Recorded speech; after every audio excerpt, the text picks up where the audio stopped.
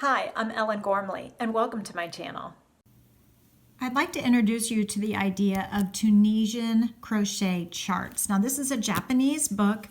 The words in English, natural small articles of the Tunisian crochet. And so it's all in Japanese. There are a few words in English, but it's all about Tunisian crochet. And I'd like to show you these charts because we're used to reading symbol diagrams for regular crochet, but you maybe haven't seen them for Tunisian crochet. Well, Tunisian crochet is very similar in that you have a graphic representation of each stitch, and each stitch in Tunisian crochet is comprised of two boxes, the white box and then the box right above it. The right above it, like tilde little symbol, the little wavy symbol, that is the return pass. So the box underneath it is the stitch. So you would read this by counting the number of boxes all the way across. That's how many chains you would have. Then in each box, there's a little symbol that tells you which stitch you're doing. So this vertical bar, can you guess what that is? It looks just like the stitch that it is. So this is a Tunisian simple stitch when it has that little vertical bar. So I'll move here to the middle of the screen a little bit. So you would Tunisian simple stitch all the way across, it says. Then you would return pass with the traditional return pass. And this is the most basic of diagrams. Now other symbols will come into play where they're asking you to, here, this one is all Tunisian simple stitch as well, but it's asking you to change color. So the graphic representation here is Tunisian simple stitch in just those colors for those boxes, and then the second color is the opposite color boxes. Now, we are not turning in Tunisian crochet. It all stays on the surface. So you're essentially crocheting across, pulling up a loop all the way across, return passing.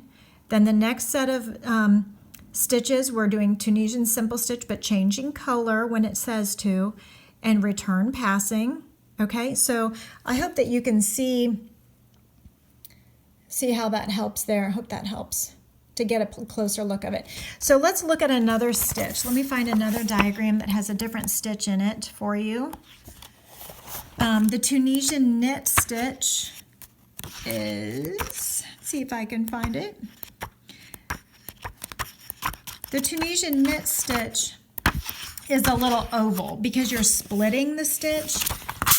Remember with my other tutorial how I showed you the knit stitch, how you're stabbing. Here it is. You're stabbing the hook from the front to the back. Okay, so here it is. So in this diagram, we have Tunisian simple stitch, but then a knit stitch.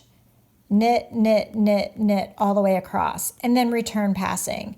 And then they want you for the next row, this is row 1, 2, 3, 4. So 2 boxes make up 1 row. Just like in Tunisian crochet instructions in English, they will say usually 1 row consists of 1 forward pass and 1 return pass.